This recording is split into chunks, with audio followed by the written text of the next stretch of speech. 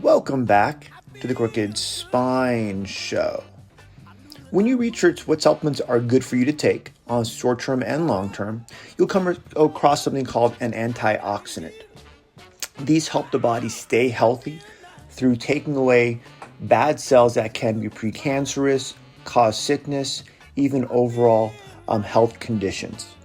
Chris Burres is a research and scientist turned distributor of a supplement called ESS60 that is supposed to be the super antioxidant, help people fight fatigue, insomnia, feeling old, and also help their pets. In our talk today, we talked to Chris about what is an antioxidant, to understand what that is, and helping reduce oxidative stress through antioxidants, and how his antioxidant, a better one, especially helping the overall longevity of the human body stay healthy over time and really prevent long-term injuries that we get when we get considered old in our older ages. So check out the overall talk, get his overall supplement, understand how it works and how antioxidants work. That one, keep yourselves healthy, short and long term, my friends. Have a great day, and I'll see you in a couple weeks. And make sure to understand, in the show notes, we'll have links to this as a video, our previous podcast video, and also a podcast link, looking up in your podcast app, Crooked Spine Show. All right, my friends, have a good couple weeks, and I'll see you in a couple weeks. Welcome back to Crooked Spine Show. I want to check, is there a cure for fatigue, insomnia, feeling old, for example, like myself sometimes, or other things? Maybe Chris Burres has come close to finding one. He is a research scientist turned supplement distributor based on ESS60. Once someone started using it, they can't get enough.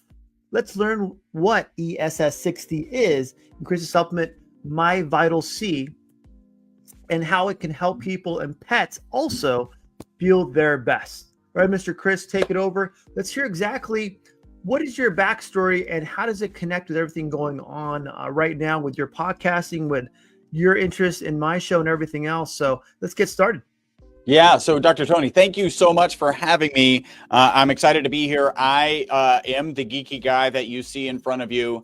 I love to talk about science. I almost as much as I love talking about science, I love the amazing testimonials that we get from our amazing customers. So I'm in hog heaven, and I'll tell you, if you had asked me 10 years ago, did I think I was going to end up in the longevity space? Was I going to end up having written a book called Live Longer and Better, having done a longevity summit where I got to interview people like Dave Asprey, Ben Greenfield, Stephen Gundry. 10 years ago, I would have said, no, like that's not on the radar. Because 10 years ago, I was just what I call a happy-go-lucky carbon nanomaterial scientist manufacturing this. If there is such a thing, I'm one. And we were manufacturing this molecule. So I'm holding up a model of a molecule. I don't know what percentage of your audience. Well, it's a podcast, so it's going to go out. We'll do both video and audio. We'll do both podcast and excellent. So if you're listening, you don't have to go find a screen. Just imagine a soccer ball where the lines on the soccer ball represent the bonds between the carbon atoms. So you have a spherical molecule of 60 carbon atoms. This molecule was discovered in 1985 at Rice University. That's here in Houston, where we are based. The three scientists who discovered the molecule actually won the Nobel Prize for that discovery in 1996. So a short 11 years from being discovering the molecule to being awarded the molecule. We like to say that this molecule won a Nobel Prize, but we all know molecules can't win Nobel Prizes. It's the people who discover them that win Nobel Prizes. The molecule is amazing. The way I describe it is it performs as well or better than the current best material in almost every application. So it makes better inks, better batteries, better tires, better photocells. And this is often where people get a little nervous because this is a health podcast. Why are we talking about ink, tires, batteries, and what is it, solar panels? Like these things I didn't wake up this morning, look at my car and think, what component of my car battery should I be consuming on a daily basis to improve my health, right? Like I didn't think about that. And the story actually gets a little worse first. So one of the shapes on the exterior of this ESS60 molecule is the same as benzene. Now, benzene is ubiquitous in our society. It's absolutely necessary for modern society. just to prove it, just look around you, wherever you are, carefully if you're in a car listening to this podcast, and imagine all plastics gone, because the foundational molecule for plastics is the benzene ring. It's also used in a lot of medications, including aspirin, like it's the foundational molecule, and detergent. So we literally don't have modern society without it. But when it's on its own as benzene, it's known to be toxic and known to be a carcinogen. So they actually thought this molecule, this ESS60 molecule, would be toxic. They put it in a toxicity study. Instead of being toxic, the test subjects that they gave it to, in this case, it was Wistar rats, lived 90% longer than the control group. So that's literally, that's the single longest longevity experimental result on mammals in history. It's peer-reviewed published research. I'm very proud to share that my lab provided the material. My lab is mentioned in that original study. And just to share, our most consistent testimonial is people take the product in the morning, they report mental focus and energy during the day, and then better sleep that night, which is pretty remarkable. If you think about what can you take in the morning to positively impact sleep at night? Somebody once told me ashwagandha. I've never messed around with ashwagandha, so I don't know. Yeah.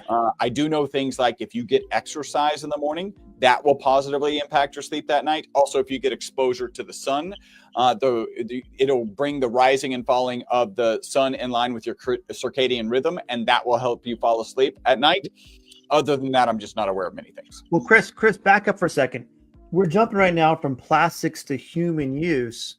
Help my audience understand why humans can actually consume this. For example, part of it too is oxidative stress, which, for example, causes rust on metals. For one, also breaks things down. For one, how does this prevent that from happening? And how does this go back to what I think it was something called oxidative stress? How does that go back to that as helping actually humans increase the longevity, get their health better, and just as a panacea for overall injuries and wellness?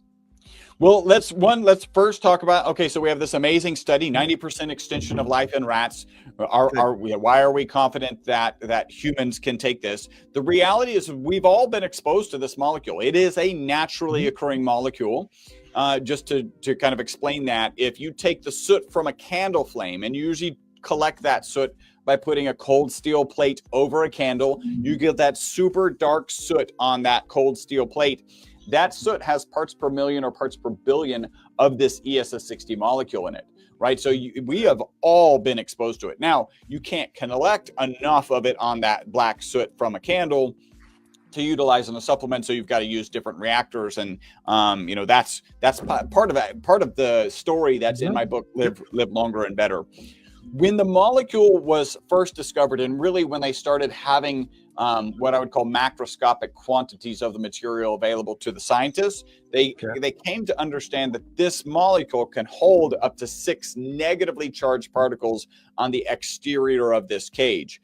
And that is really important when you start to think about an antioxidant. Define X. Some of my audience have no idea what antioxidants are. Some of them supplements are too. Define antioxidant and how that works, or even oxidant too. Yeah, so our body will naturally produce oxidative agents. I'm going to kind of jump and we'll give the framework for what is called our BOSS theory, which is buffering oxidative stress system. The mitochondria is the powerhouse of every cell, right? There's between 50 and 5,000 mitochondria in every cell in your body. That's your battery, Yep, except for blood cells, which have 0, and brain and neurons, which have 2 million, right? So that's the crazy amount of energy our nervous system uses relative to our other systems. Yep. Like any power source, or not necessarily a battery, but like any power source that we're used to, there's a negative byproduct. You can think about your car going down the road. It's got exhaust. You can think about a power plant. It's got a smokestack and smoke coming out of it. In the case of mitochondria, there are reactive oxygen species. And these can be positive or negatively charged particles that are produced in the process of making ATP, which is the energy source that your cells actually use. Now, normally those reactive oxygen species, those are the things that cause oxidative stress. Like I like to picture them, and I think you kind of touched on this, like little bumper cars where everything they bump into, they're rusting and they're causing oxidative stress and oxidative damage. But again, internal to the mitochondria, you've got antioxidants to manage those reactive oxygen species. And those antioxidants are glutathione, which is a master antioxidant. A lot of people have heard of it. And then, of course, melatonin.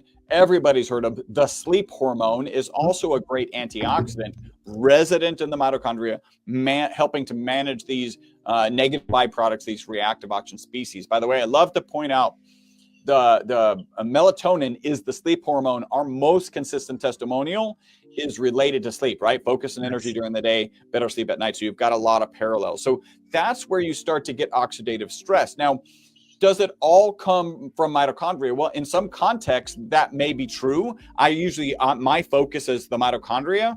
But as you think about how your body experiences stress, whether it's radiation, too much sunlight, a tough workout, you can think of those things as actually your body needing to respond.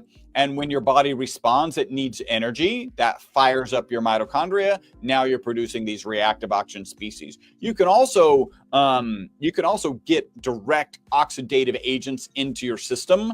And this would, having good antioxidants would help you to manage that oxidative stress. It's almost like if we're always in a stressful environment, correct? This is normal life.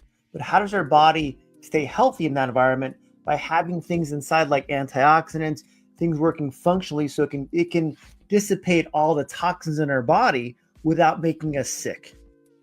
Well, and you've got two, you're exactly right. And there's one other consideration, right? So let's just point out, without stress, we wither away and die. And if you want a great example of this, think about astronauts going out into space. They don't have to stay in space for very long, and they come back with reduced immune systems, with less bone density. That's just gravity. Like, that's not other stresses. So you absolutely need stress. So that's very pivotal. And then the next thing to understand, so first you absolutely need stress. And then I have lost my train of thought. And my thing is basically when I talk to my patients and my audience too, how do we make the stress in our lives not affect our body physiologically, so it causes us to age faster, feel like we're lethargic, feel we have chronic syndromes that are fatigue for one, too. And for example, we know stress is linked to cancers, to rheumatoid arthritis, linked to quick aging, even injury recovery at a slower rate for one, too. So it's almost like, how do we make sure we have things in our body we can take supplement-wise to help fight our desire to, our need to live longer, but live a healthier life in a simple way? Because we can't change for example, I have doctors or patients come to my office and tell me, my medical doctor told me, my job's too stressful, quit my job, leave my family, kick the dog out. And is that practical? No. But can we make our body handle stress better by taking things like you offer, and along with the advice and guidance, so our body can stay healthy in a stressful environment? Yeah. So 100%, right? Like, so antioxidants can help manage that stress. It turns out, well, one of the things that kind of came back to me is you do have to be careful. If you take too many of the wrong kinds of antioxidants, you can actually dampen your body's response to the stress, right? Like the astronauts in space, when they're not in space, the bones are responding to the stress of gravity, and they're actually building bone density. Well, that stress of gravity does cause some oxidative stress, right? So we are experiencing some level of oxidative stress. If you dampen all of it, then you don't get the benefit. The best example to kind of give is if you're a bodybuilder, you're stressing your muscles so that you can break down muscle fibers and then build strength and size, right? In the case of bodybuilders. And for the rest of us, it really should be strength, maybe a little bit of size. That's really Chris, important. I just want to be fit, Chris. I'm 50. I want to be fit. That's all it is. Yeah, just be fit. I don't need to be huge. I just need to be fit. Well, and that is so very important, right? So the other thing to realize is, as if you're not managing this oxidative stress, right, coming out of the mitochondria, they're signaling molecules. Some of these reactive oxygen species are signaling molecules that cause inflammation.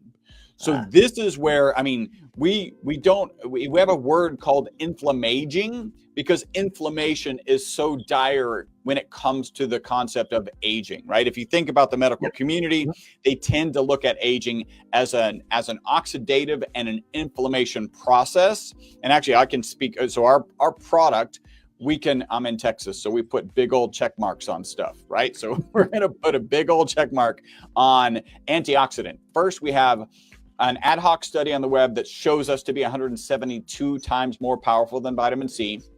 Okay. Peer-reviewed published research that shows us to be 125 times more powerful than vitamin C. So we got that big old checkbox on antioxidant. When it comes to inflammation, you have to be really careful about how you speak about inflammation, because the FDA equates conversations of chronic inflammation with the diseases of inflammation, which are also the diseases of aging. That is to say, arthritis, Alzheimer's, cardiovascular disease, cancer. So if I say, hey, we address chronic inflammation, what the FDA hears, right, is me claiming that we cure cancer, Alzheimer's, arthritis, and we are not making that claim. In fact, we might as well put in, the FDA has not evaluated our product. It is not intended to treat, diagnose, cure, or prevent any disease. So we have to be really careful there, right? What the FDA does allow us to talk about is reducing inflammation caused by exercise, right? So we've all had a tough workout, maybe just walked longer than we normally do, and felt that inflammation in our body. We absolutely can say that we address that type of inflammation. And I want to go one step further, because we're really excited. We're one of those very rare supplement companies that actually does research and then actually publishes research, right? So this is not typical. If you go in and look at them, they like find a piece of research and then they go hang their hat on it, and they don't ever want to do any research because it might turn out that they're wrong and it's expensive. And so we are very, very different from that. I'd rather know, the truth about our own product and move on in my life than to not know the truth and just pretend, be selling something that I don't, and Chris, back up 1 second. How did you become a researcher, then become a supplement distributor for one too? It seems like you're on that same path.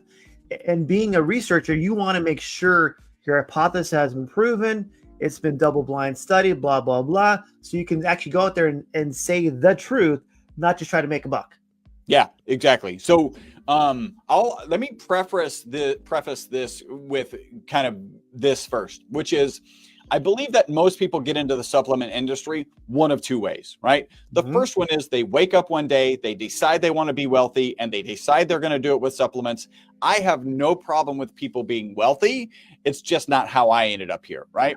Yeah. The other is that they have their own health challenges, or maybe the health challenges of a loved one, and they get out there and they figure out how to solve it, and now they want to save the world. Hopefully it doesn't surprise you. I am not against people saving the world. It's just not how I ended up here. I've been manufacturing this ESS 60 molecule since 1991, a full 5 years before they won the Nobel Prize. And we thought it would be toxic, and we put it in a study, and the rats live 90% longer. And so now I'm in the health space. It's very kind of serendipitous, accidental, and it puts me in a unique position because I'm not some genius scientist who went back in the lab and I created something that's going to address inflammation, at least related to exercise, right? Address oxidation, give head to toe testimonials, unbelievable pet. Like when some people will come to me and say, hey, Chris, I've been taking your product for about a month. I haven't really noticed anything. I'm not offended because I didn't go back in the lab to make this do anything. I'm just like, that's another data point for me.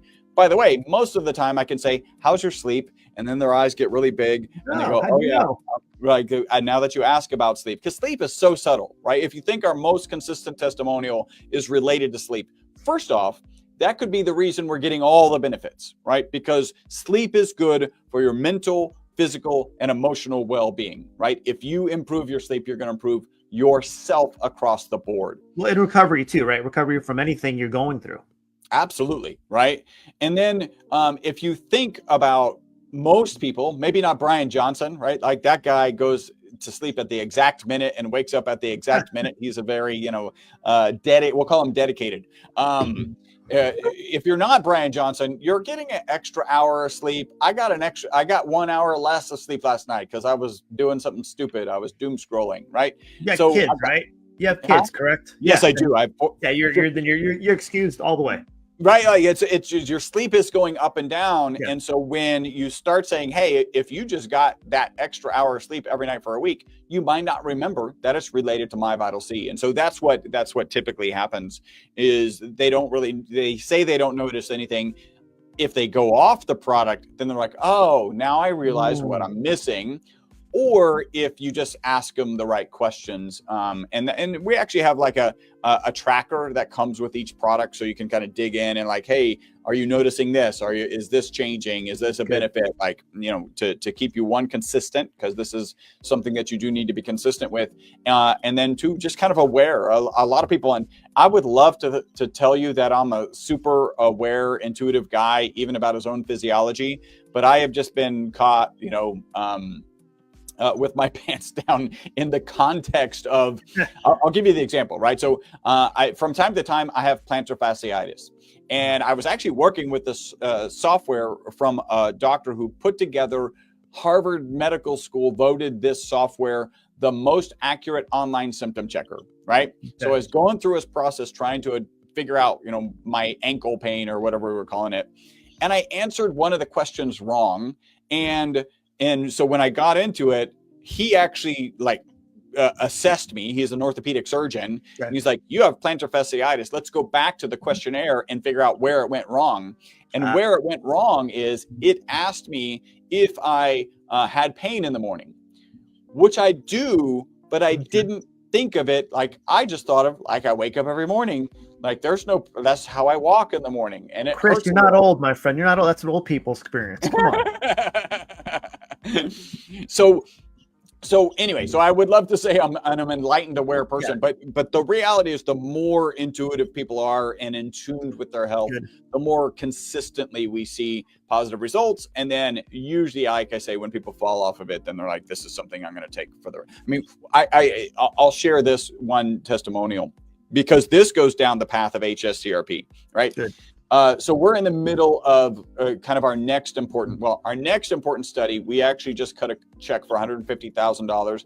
That hurts a little, not going to lie, for a study, which is a 90-day toxicity study that we're just doing to get another big old check mark, right? So we already know that it's safe, but we want to get this study under our belt. The next one is going to be, and we've already started an ad hoc version of this, is HSCRP study. The reason we started this is because a Dr. Lane Young came to our booth. We had a booth at A4M Longevity Fest in Vegas this year. A4M is American Academy of Anti-Aging.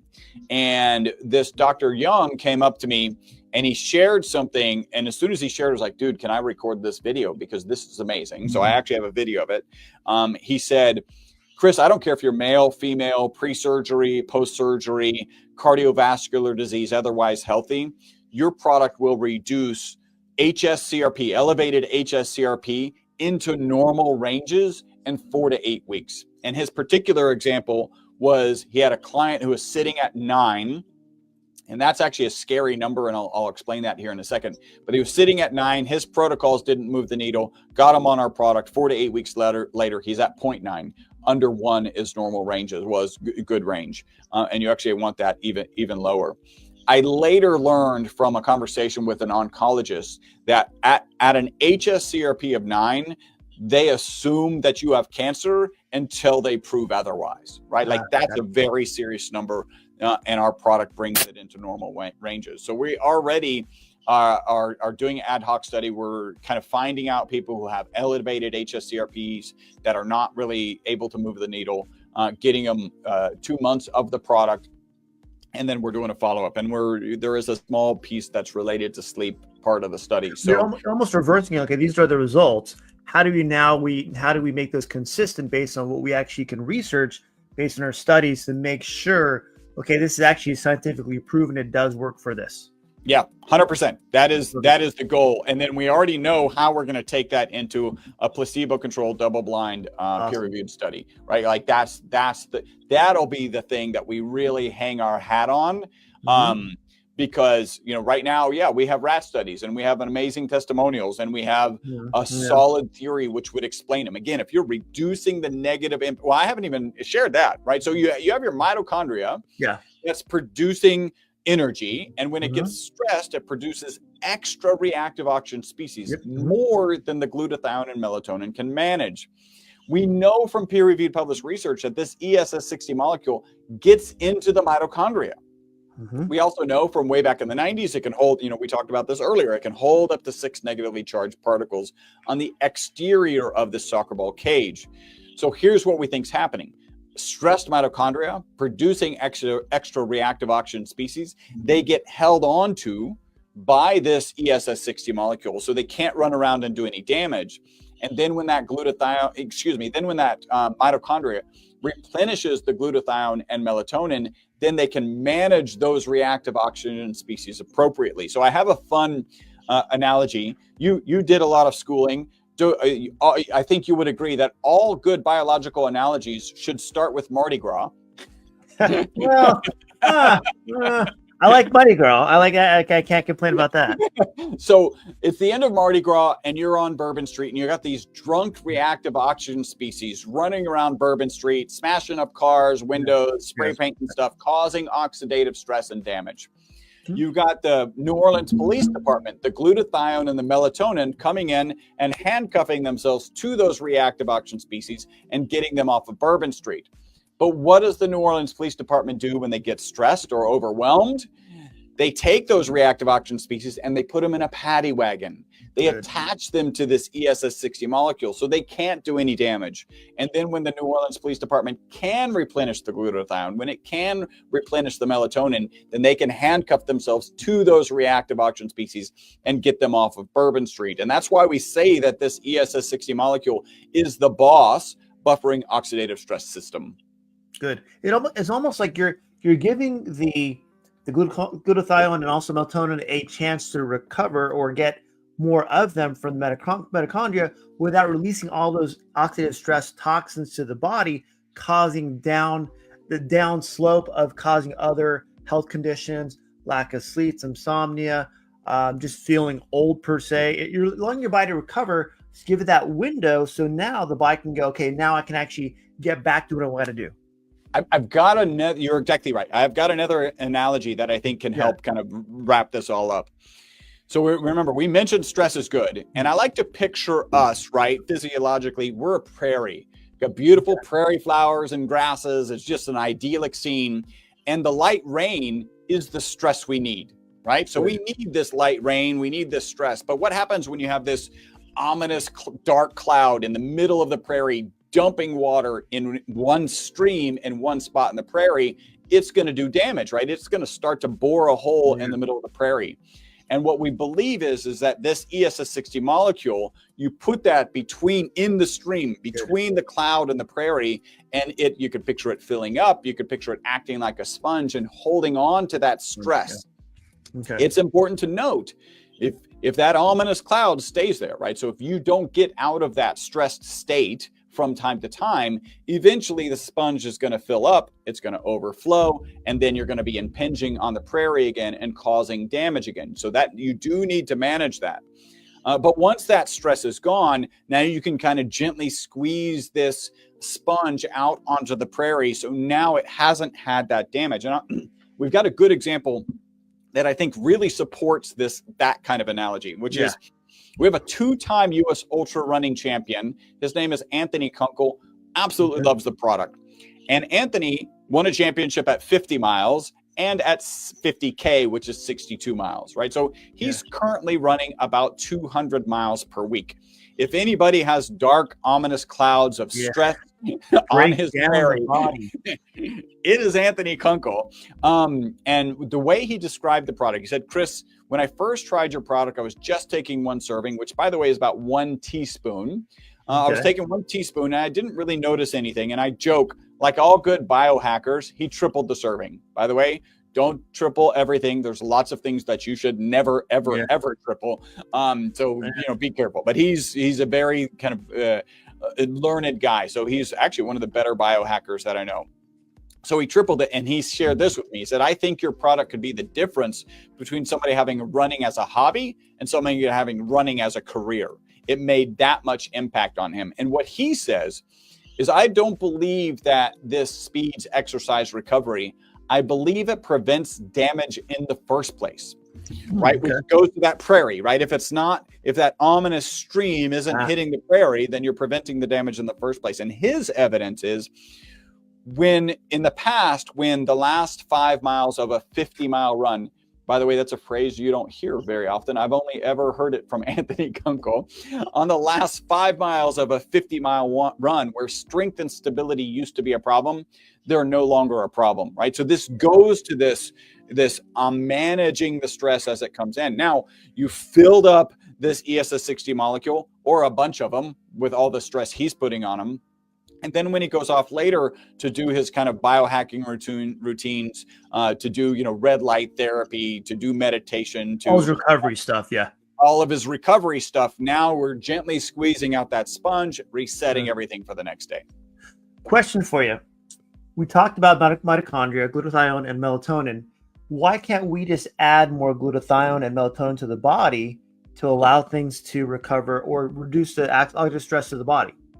Yeah, I think that's a great question. The reality is our body is kind of tuned up for the stresses that we're gonna be needing to manage on a regular basis, right? So you can take more glutathione. By the way, glutathione is a tricky molecule. It's a pretty good sized molecule. Yeah. Can be hard to get through the gut barrier. I'm actually about to interview a glutathione expert who has a topical glutathione. Okay. Nayan Patel is his name. So it's actually fascinating to read the book about glutathione, because I'm seeing all these parallels where there's probably synergies between glutathione and the ESS60 molecule right there inside the mitochondria, which is pretty fantastic.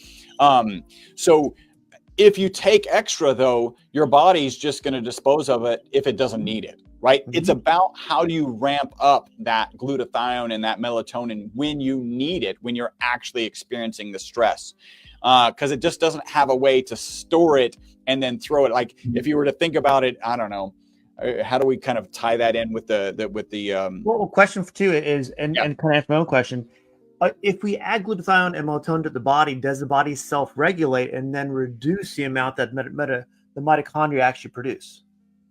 That's a good question. I don't think so. I think you can supplement with glutathione and then it doesn't disrupt how much glutathione you're making. Mitochondria. It just, again, goes back to, hey, let's say I need 1,000 of units in my mitochondria in order to manage the whatever, we'll call it 30 miles that Anthony is going to run. Yeah. But if you're sitting there and you don't take that right before you're running, you don't need it right before you're running. So your body's like, well, this is extra, like get rid of that stuff, right? Like this is obviously we're personifying, but the reality is it just doesn't have a way to store it so that then you can throw it at that particular stress load at the time it's happening. And that's where we think that the ESS60 molecule, it can store the stress so that it doesn't do that, that damage in the middle of the prairie, and then later your body can manage that stress appropriately.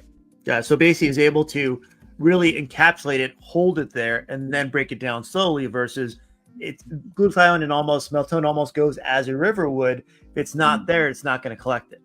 Yeah, exactly. Yeah. Okay. That's the biggest thing is, and why do you, and you mentioned too, there's a certain amount you should take. And why have you added it to olive oil, ESS60, is it a catalyst, or what does olive oil do? So ESS60 is a carbon powder. And if you were to hold it in your hand, and we sell the powder to research institutions around the world to do research in, it would be a crystalline powder if you were to put it in your hand, and a black powder because it's carbon. So it'd be kind of like a sugar or a salt crystal, but it's a black because it's carbon. Okay. You can consume that, assuming it's ESS60. You can consume that. It's not water soluble, so you would just excrete most of it. It's not very bioavailable. Okay. What happens when you dissolve it in a lipid, right? So we sell it in olive oil, avocado oil, and MCT oil. When you sell it in a lipid, it breaks those crystals down to individual molecules. So you have these individual ESS60 soccer ball shaped molecules running around individually in the olive oil. So now they're almost infinitely more bioavailable because they're so small. It's almost like you're able to absorb it better, I'm assuming, in your body, so it can get to mitochondria or get the mitochondrial level inside of there versus just on the outside. Exactly. Yeah, Okay. that is the key component. Just to give you some idea, right? So I'm holding up this rather kind of large looking molecule. It's almost the size of a soccer ball. The reality is this thing is angstroms across, right? So to give you some perspective, one drop of our olive oil product, just one drop, has more than 400 times as many of the ESS60 molecules in it as you have cells in your body. So take the trillions of cells you have in your body. There's 400 times as many of your cells in terms of the molecule in one drop. Like, that's how small this molecule is. And why did you call it? And basically, this is your product, the MyVitalC is the product of the ESS60 with a lipid such as you mentioned, olive oil or avocado oil, also other oils too. Yeah, MCT oil. So it's really olive oil, avocado oil, and MCT oil. Really, the name came out of one, it's vitality. Like, we believe that this is a really vital molecule. C as in carbon. And so really VitalC was taken. So we went with MyVitalC. That's where the name came from. It's almost, you've done a good job explaining exactly what's going on with it. And have you done research, or is there research even ad hoc too, to tell why it does help someone with longevity? You mentioned a lot of it, but can you kind of narrow it down to like maybe 3 or 4 sentences? Well, one, I'll tell you the research that we're doing, right? Okay. And that we've done. We've done an ad hoc sleep study. This is kind of a fascinating story because pre-pandemic, I was in contact with a professor, Benjamin Smar. He's out of the University of California, San Diego. And he was a consultant at the time for Oura Ring, right? So Oura Ring is one of the better sleep trackers. I'm holding it. It's a ring that sits on your finger. One of the better sleep trackers. And so we had started this sleep study where we could look at the data downstream after people had taken the product. It was the middle of COVID. It turns out this ring is very good at identifying COVID if you have the ring prior to getting it, right? You have to have the baseline data. It notices the temperature spike that you won't notice. So he disappeared. But we continue to do the study, and we're actually still continuing to do today to kind of slowly drip people through this process.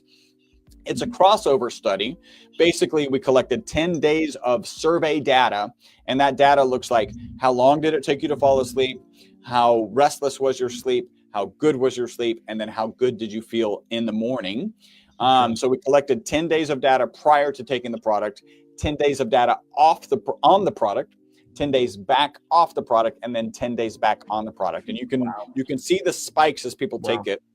100% of the participants reported improvements in their sleep when they were taking the product. And that goes with, I didn't even share this, that Dr. Lane Young, he said, it dramatically brings in HSCRP into normal ranges. He also said that with wearables, they see a 20 to 60% improvement in HRV, heart rate variability, great indicator of health, and sleep. Wow. So you're helping someone's actually not only their sleep, but also the ability to keep their heart healthy. They're basically avoiding strokes and heart attacks at a phenomenal level. Yeah. And in fact, HSCRP, I know I gave an example of cancer and oncology. It's actually more closely associated with cardiovascular illness. And is the overall goal with your company now to get the word out more and almost get FDA approved? Yeah, well, so it's a supplement, right? It's a naturally occurring molecule. You can collect it from the soot of a candle. So it does fit in the class of supplements. And so the FDA, when I first read this, it's funny. When I first read this, I'm on the FDA website. So, one of my jobs as the chief scientist, figure out where what do we got to do for the FDA? I found this page, and I literally took a screenshot. I was like, they're going to take this down soon. And what it said was that the FDA does not have to approve a supplement before it goes onto the market, right? Which is not what people think.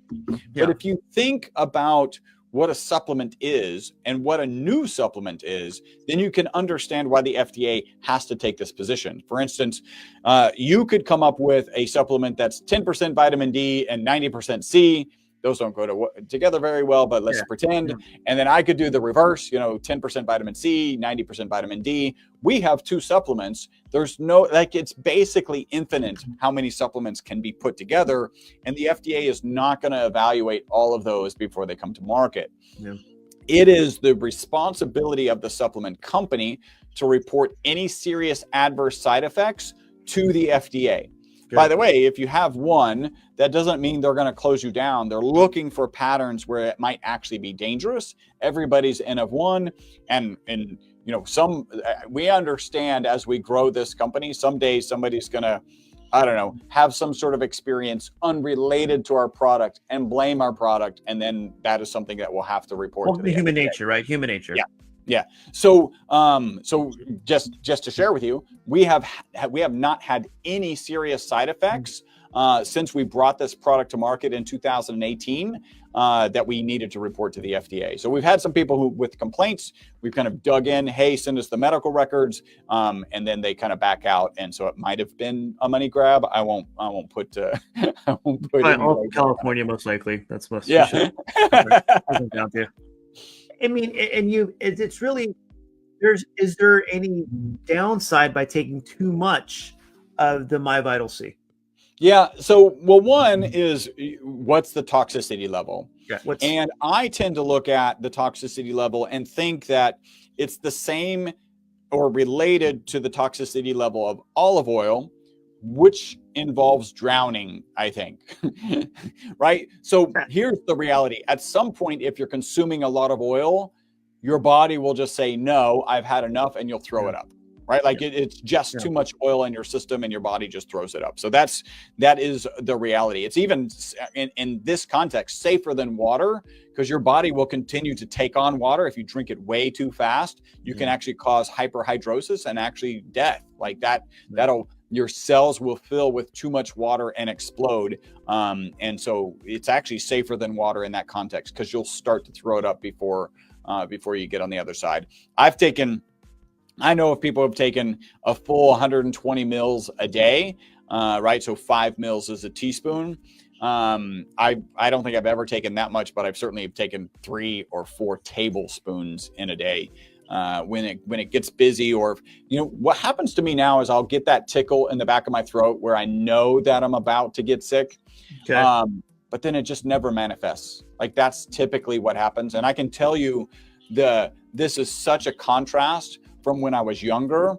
I remember being in a Spanish class and the subject came up and I was like, yeah, I get sick like 4 times a year. It usually takes me out for like 10 days. And the lady next to me was like, oh, you're sickly. And I played, semi-professional soccer. The one thing I never thought of myself as was sickly, right? But I'm like, I used to get sick 4 times a year and it would take me out for 10 days at a time. That just doesn't happen anymore. And almost once you're on it long enough, now you have a good baseline of what your health should be. And when you're off. So at that point, I may take a little more to get myself back on what I think is my normal standard for my body. Yeah. What's it take dosage wise? I'm just thinking in my head too. Yeah. How long should you take it? Say if you're doing pretty good, 5 millimeters, 1 teaspoon per day to get into your system, then you can maintain. What's your, I guess, recommendation how that works? Yeah. So that's a really good question. If you think about the fact that 1 drop has 400 times as many ESS60 molecules as you have cells in your body, right? So then you ramp that up. I did the calculation at one point, how many drops are in a teaspoon. The numbers are just astronomical. And so you're really talking about how quickly can you get those ESS60 molecules into the kind of relevant mitochondria. We don't really have an idea for that, but I would imagine it's in the time frame of a week, right? And then kind of the next outshoot of that, of what you just asked is, hey, how quickly might I notice a difference? So I'm going to share with you kind of wildly variable outcomes in this context, like how quickly. The first is I've got a video from a lady. I'd sent her some product. She started taking the product in the morning that she made the video. At the end of the day, she made the video. And one of the things that she shared was that day she did not finish her cup of coffee. If you are a coffee drinker and you noticed that you didn't finish your cup of coffee, like that's same day response, right? Yeah. And by the way, I actually do drink coffee, but I drink it more like I don't need it. It's more like I come to work and I make my cup of coffee, and Your actually what I do, right? It's routine, right? Yeah. And what I end up doing is I actually put all our MCT product, so about a teaspoon and a half of our MCT product, kind of like a bulletproof coffee thing, right? But I don't want all the calories and the ghee, so I just do MCT. While that's blending because it's oil and water, then I take a teaspoon and a half of our olive oil product, and that's what I do on a daily basis.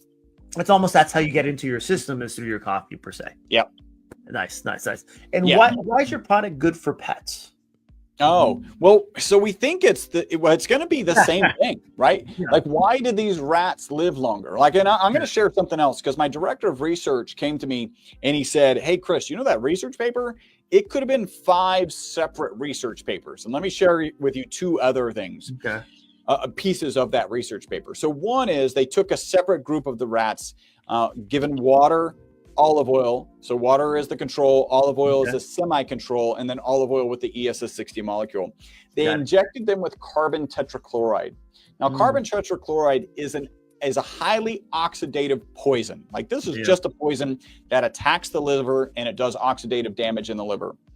They euthanized the rats. They looked at their livers. The water rats did not recover. The olive oil rats barely recovered. So had just started the recovery process.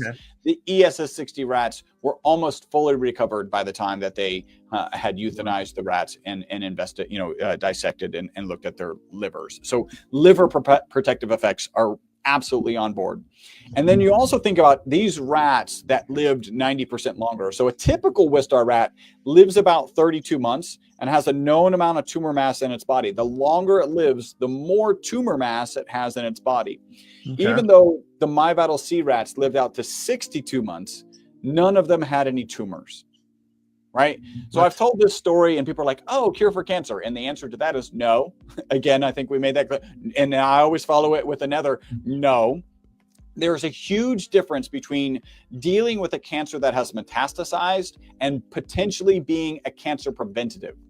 We know things as simple as good nutrition, good sleep, good exercise can be cancer preventatives, and that just throws this in that particular category. I can share with you, there are in fact patents related to the molecule as cancer treatments for pets, and this is just kind of a fascinating study. It's a Petri dish study. So Petri dish study is one of the lowest. Like, you have anecdotes and then you have Petri dish. You probably would take anecdotes over Petri dish because they're going to be more amazing things can happen in a Petri dish and then kill you when you take it, right? So not good. You're not selling it well, Chris. You're not selling it well. So you've got a Petri dish with cancer cells and healthy cells, and they introduce an anti-cancer agent, which is a poison, right? The goal is to poison the cancer before the healthy cells. In the presence of the ESS60 molecule, you have increased efficacy of the anti-cancer agent against the cancer cells and protective effects. So they actually kills more cancer cells because of the presence of the ESS60 molecule, and then protective effects on the healthy cells. Now, my current theory is, well, we've already talked about how we're adjusting the mitochondria. Cancer cell mitochondria use a different energy source. They're actually very focused on sugar as their energy source. So they operate totally differently. And so that's the current kind of thought process of, we're supporting healthy mitochondria, and then those are unhealthy mitochondria, so we don't really support them as well. It's a different source of energy, different way to actually stay alive, per se. Yeah, exactly. Wow. And then what have you seen results in pets that has shown to be, I guess, give you evidence why it actually does help pets? Maybe cats, dogs, combination of both. Well, so one I can share with you, because I'm always kind of scouring the literature, that the molecule was used in a study on beagles looking at inflammation. And the inflammation markers of the beagles who took the product I think that was in grapeseed oil, right? Maybe not an ideal oil, but still they had reduced inflammatory signatures in the beagles. So like that's peer reviewed, published in Beagles, done, right? Some of the testimonials that we have are, so let me share you this one, because this kind of blends a couple of testimonials and also finishes. I didn't answer the question, the kind of how quickly can we see a response same day. This one kind of answers the opposite of that, right? So our largest distributor here in Houston is a lady by the name of Gwen, and she originally ordered the product for her dog, who's a Shih Tzu, right? So a little Shih Tzu, it's older. She's like, let me try this. She had no intention of taking the product. She started giving it to her dog, and she noticed such a profound difference in her dog that she was like, I think I need to take this. Might as well. And one of the points with pets is, and this is new to your audience members, like they should have their radar going on. Like if I were you, my radar would be going on. This is new. There's research, there's good testimonials. Let me dig into that research. Maybe some of this is placebo. Let's be honest. Some of it is placebo, just like some of statins working is placebo, just like some of everything working or not working is placebo. That's a fact. But in the case of pets, there is no placebo effect, right? The pets, ironically, aren't smart enough to realize they got the little dropper and now they have more energy for the day. No, they feel better. They act better. Gwen orders the product for herself and starts taking it. So then I do a video with her. And in that video, she shared, if you had asked me at the 3-month mark, if I had noticed anything, my initial gut response would have been, no, I haven't noticed anything. But then I slowed down and I started taking stock of my life. And I'm like, wait, I'm working later, right? So I'm getting more done. I'm waking up earlier.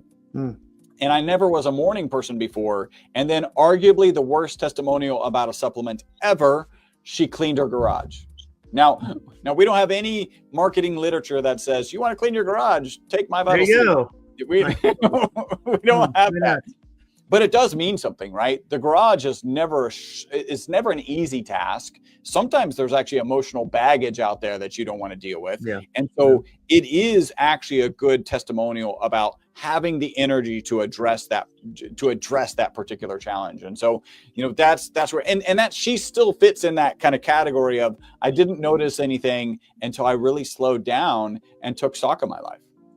And it's amazing when, and the opposite too, right? We don't understand our body gets unhealthy until we get sick. We start doing, we don't realize the lifestyle we've chosen has made us sick over time, not just on day one. And reversing that too, do you recommend someone who takes your MyVitalC, your supplement, to change your lifestyle, or does it help them change your lifestyle? Well, I think it's both. And I'll give you the example. One, if you're I love the phrase, if you're a dumpster fire of health, right? One, this potentially can help, and you still have to get things right. You've got to get your nutrition right. You've got to get your exercise right. You've got to get your sleep right. And I believe at least with the sleep, we can help. I'll give you one particular example. So my father-in-law, so this is my wife's father, lives, he's passed now, but he was in Panama, and he needed a cane to walk, and that slowed him to the point that he wasn't walking.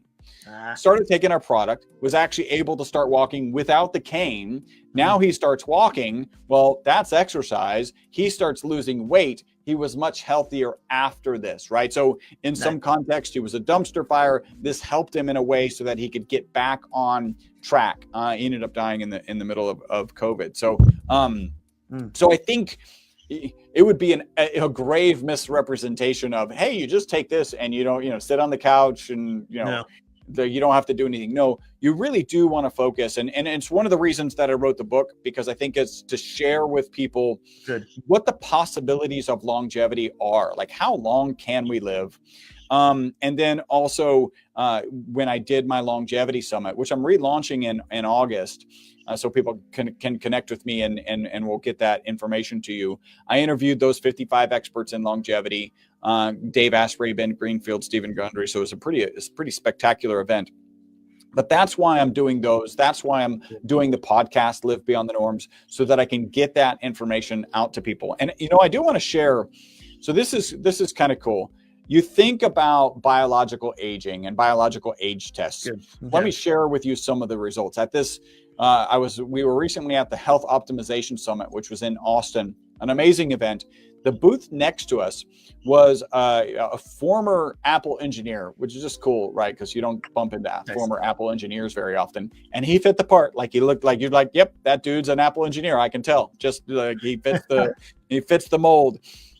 He created an ERC, I think it's ERC, erythrocyte ESR separation rate. Erythrocyte separation rate. So basically, you take a drop of blood in a capillary tube and you put it upright so gravity acts on it, and the rate at which the blood cells separate from the plasma gives you an indication of your inflammatory status, right? Like how inflamed are you?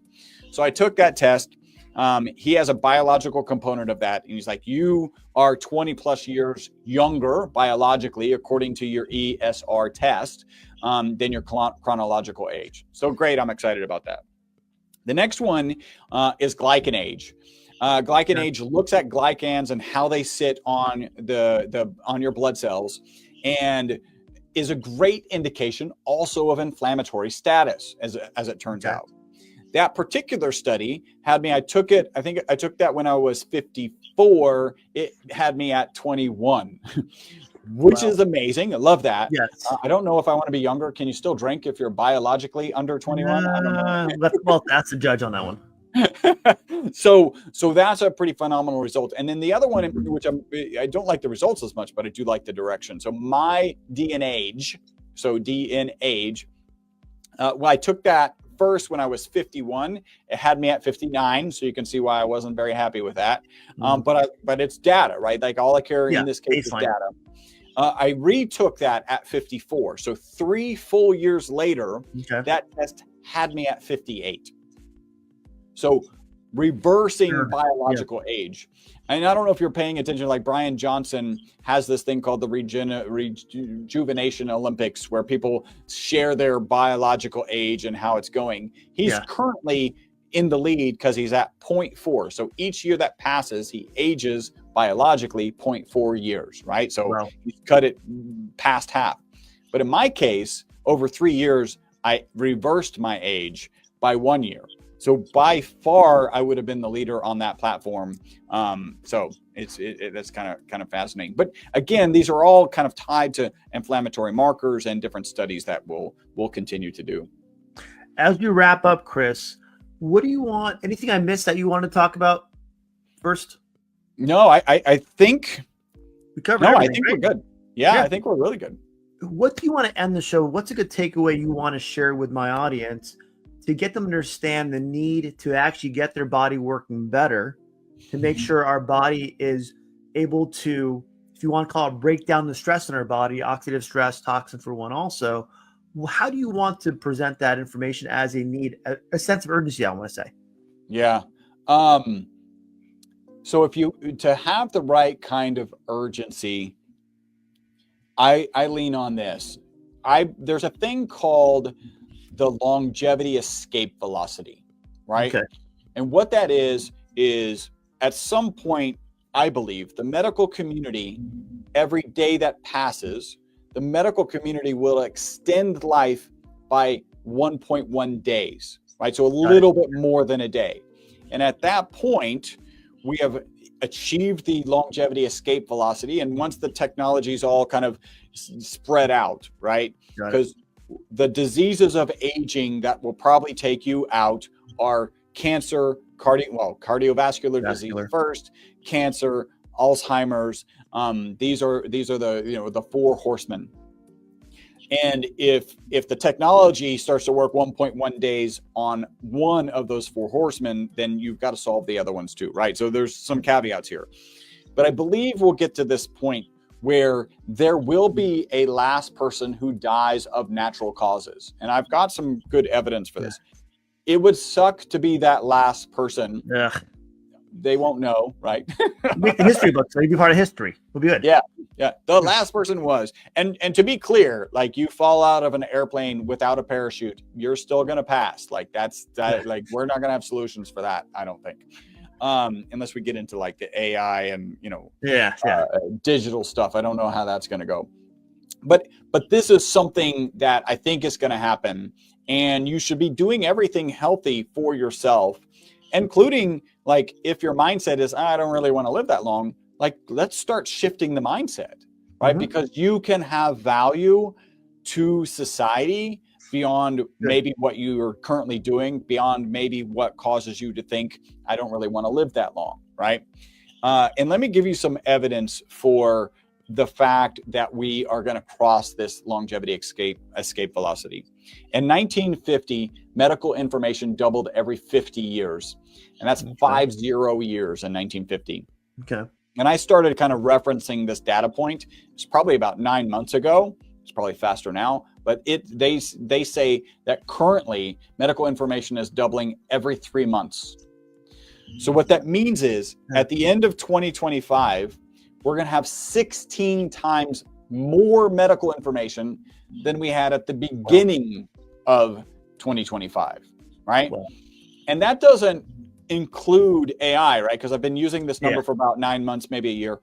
And so AI was really just coming on the scene. And I think everybody who's played around with AI can kind of see how that's going to positively impact things. But if you think about it, I think what AI is going to do, I mean, you can write papers a little faster, right? Like here's the data, write my paper, right? But that doesn't save that much time. It does save some time. It doesn't save much time. I think the impact of AI is going to be, hey, there's these 25 studies that I would like to do. Okay. Which one makes the most sense? Which one is going to have the biggest impact? And AI will be able to answer that. And then you go do the study on rats or mice or dogs or chimpanzees or ultimately humans to understand the actual value. Choosing the right study to do is significantly more valuable than just being able to write the paper faster. So those are the things that I lean on to say, there's a reason to really push yourself to be healthy, because there's a finish line, right?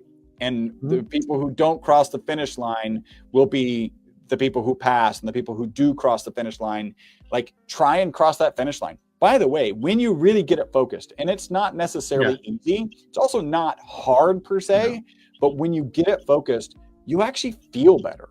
Like you feel a lot better, right? I've been in the last 12 months, I've put on 5 pounds of muscle. I turn 56 next month.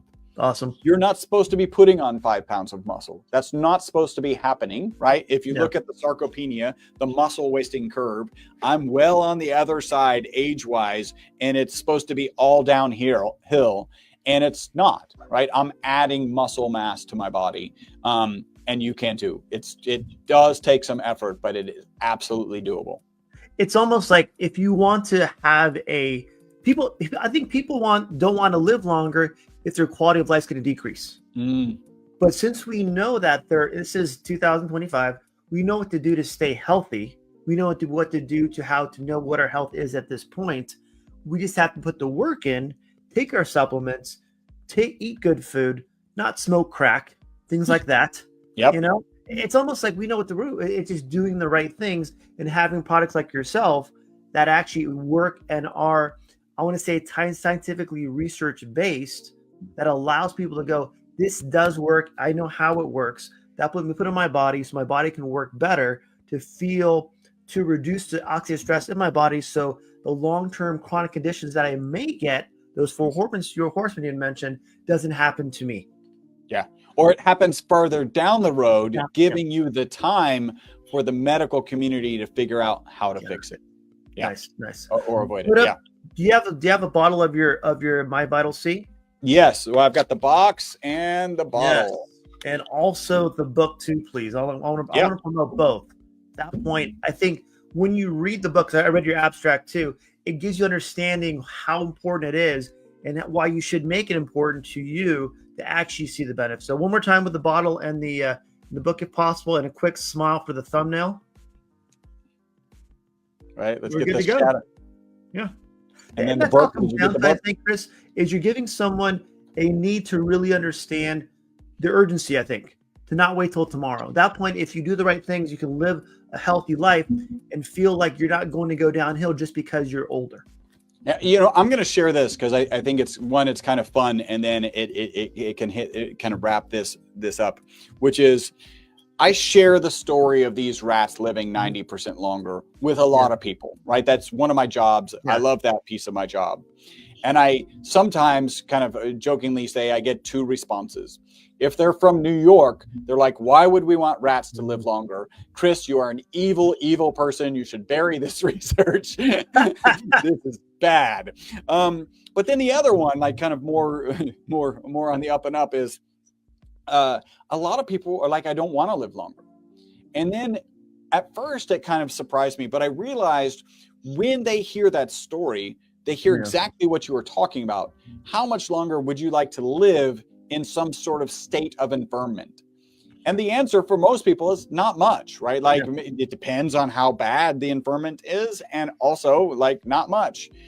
But if you change the question and you're like, Dr. Tony, if you have the same mental capacity that you have today and you have the same physical capacity that you have today, would you then be interested in living longer, maybe even a lot longer? And that shifts. That's the mindset shift. That's why I wrote this book, because we need to shift that mindset. And you're going to, it's not only you, but your family too will appreciate it long term. Yeah. No. Absolutely. Chris, phenomenal work. Appreciate explaining everything. And I think you have a great show here in the future. I think this will kind of help you promote not only your product, but also getting people to understand how longevity is not a complex thing. Yeah. Well, and let's talk about the URL for your audience. We actually made one. Good. Yeah, we made one for your audience. It's already live right now. So anybody wants to go check it out, myvitalc.com/crooked spine. When you go there, there is a coupon code there. You have to go there to get the coupon code. It's good for $15 off your initial order. I'm going to kind of walk you through the right things to do there. Okay. We do sell the product in olive oil, avocado oil, and MCT oil. People regularly ask me which one. You heard I actually like MCT in my coffee and the olive oil. People are like, I want to try one. What is it? We always say olive oil for two reasons.